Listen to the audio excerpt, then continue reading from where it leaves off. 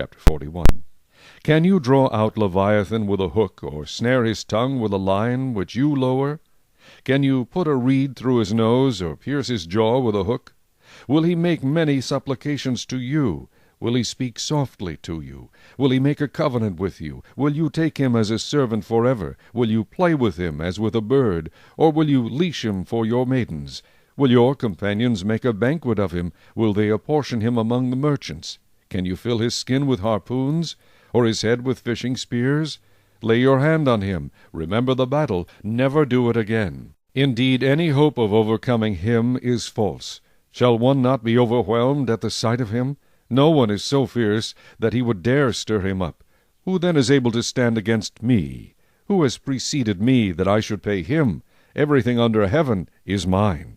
I will not conceal his limbs, his mighty power, or his graceful proportions.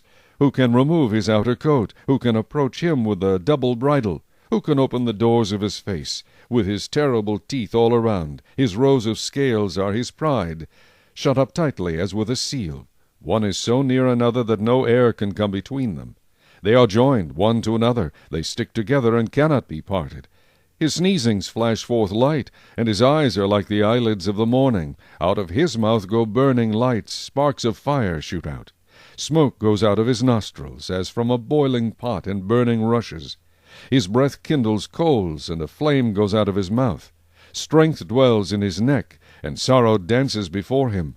The folds of his flesh are joined together, they are firm on him, and cannot be moved.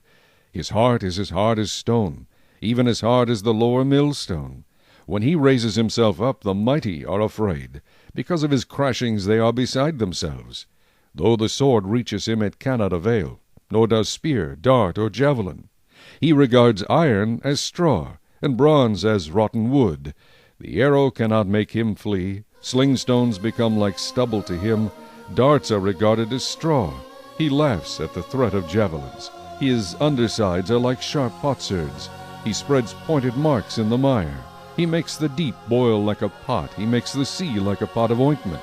He leaves a shining wake behind him. One would think the deep had white hair. On earth there is nothing like him which is made without fear. He beholds every high thing. He is king over all the children of pride.